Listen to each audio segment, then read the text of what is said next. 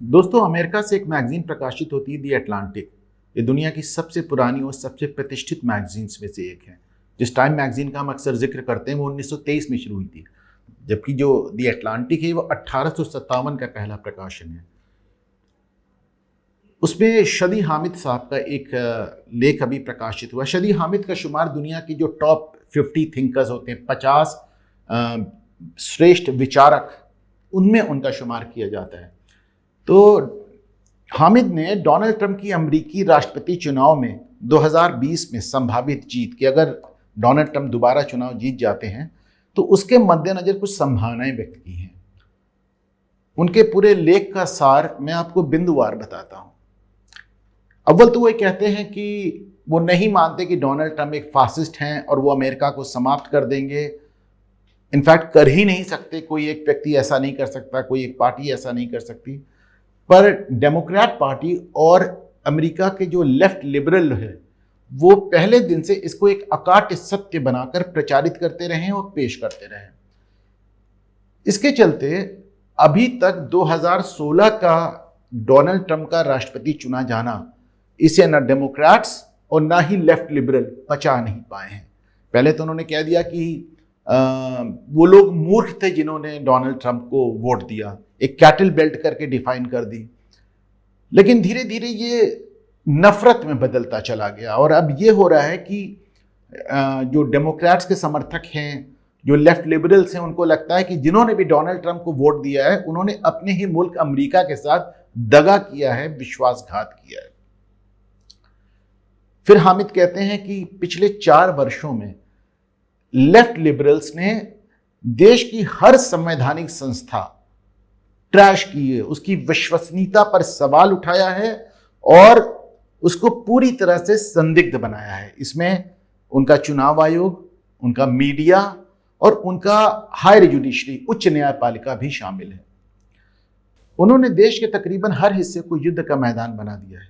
आपको जानकर आश्चर्य होगा कि जनवरी 2017 से लेकर अभी 2020 तक अमेरिका में तकरीबन 26,000 विरोध प्रदर्शन हुए, प्रोटेस्ट जिसे वो कहते हैं, जिसमें तकरीबन 1,35,00,000 लोगों ने हिस्सा लिया। अब हामिद साहब अपने आर्टिकल में कहते हैं कि अगर कहीं खुदा ना खास्ता ट्रंप साहब दोबारा चुनाव जीत जाते हैं 2020 में, तो डेमोक्रेट्स और लेफ्ट लिबरल इस नतीजे को मानने से सिरे से इनकार कर देंगे और पूरे देश में एक गृहयुद्ध जैसी स्थिति पैदा कर देंगे। बल्कि गृहयुद्ध जैसी स्थिति तो पहले से है, वो कहते हैं बाकायदा गृहयुद्ध करा देंगे।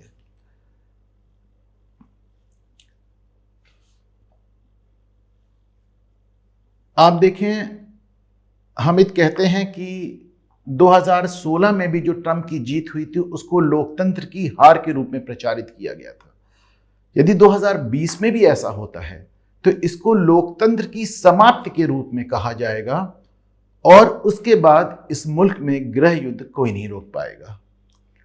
जमाने तक सत्ता में रहने के बावजूद डेमोक्रेट्स अपनी जीत पर से भरोसा खो उठे और उन्हें लगता है कि ट्रंप की हार ही उनकी जीत है। डेमोक्रेट्स और लेफ्ट लिबरलों का मानना है, हामिद के आर्टिकल के अनुसार, कि आम अमेरिकी नहीं जानता कि उसके लिए क्या सही है और क्या गलत है। उन्हें लगता है कि सिर्फ उनको मालूम है कि उनके मुल्क के लिए क्या सही है और वो ही बाकी लोगों को बताएंगे कि देश का नेतृत्व कैसा होना चाहिए और देश में कौन सी विचारधारा किस तरह लागू होनी चाहिए। अतः वो इन मूर्ख नागरिकों को दोबारा अपने देश का नुकसान नहीं करने देंगे। हामिद के अनुसार हालात इस कदर खराब हैं कि रिपब्लिकन पार्टी यानी कि ट्रंप की पार्टी के बहुत ढेर सारे समर्थक तो अपना हौसला इस कदर खो चुके हैं कि उन्हें लगता है कि वो ट्रंप को वोट ही नहीं देंगे। जो बिडेन को वो वोट दे नहीं सकते, डेमोक्रेट पार्टी को वोट दे नहीं सकते क्योंकि आइडियोलॉजिकली उनसे खिलाफ है। लेकिन वो कहते हैं चलिए हम ट्रंप को वोट ही नहीं देंगे, कम से कम ट्रंप हारेंगे तो गृहयुद्ध तो नहीं होगा। आप सोचें, यानी डेमोक्रेट्स और लेफ्ट लिबरल का संक्षेप में यह मानना है कि या तो अमेरिका पर हम और हमारी विचारधारा राज करेगी या हम मुल्क ही तबाह कर देंगे। आइदर वी रूल और वी रूइन। नफरत का आलम देखें कि ट्रंप को कोरोना पता चलते ही हिलैरी क्लिंटन की सहायक से लेकर हजारों लोग ट्विटर पे और सोशल मीडिया पे आके उनकी मौत की दुआ करने लगे। यहां तक कि वॉशिंगटन पोस्ट और न्यूयॉर्क टाइम्स जैसे प्रतिष्ठित अखबारों ने भी ट्रंप की मृत्यु, संभावित मृत्यु की स्थिति का आकलन शुरू कर दिया। लोकतंत्र में शायद ये पहली बार हो रहा है कि जनता को जनार्दन कहने और मानने वाली राजनीतिक पार्टियां उसे ही मूर्ख ठहरा रही हैं। ये तो कम्युनिस्ट मुल्कों में होता है ना कि वो कहते हैं कि जनता को मालूम नहीं कि उनके लिए क्या ठीक है, इसलिए उनको वोट ही नहीं देने देते, वो चुनाव के चक्कर में ही नहीं पड़ते। ये तो लोकतंत्र है भाई, यहां तो एक चुनावी भंवर है जहां राजनेता चुने जाते हैं, थोपे नहीं जाते। वादे करते हैं, उन्हें पूरा करते हैं। और जैसा कि एक बार विंस्टन चर्चिल ने कहा था कि लोकतंत्र की अपनी खामियां हो सकती हैं, लेकिन जितने ही सत्ता के मॉडल ट्राई किए गए हैं उसमें ये सबसे उपयुक्त तो सबसे बेहतर है।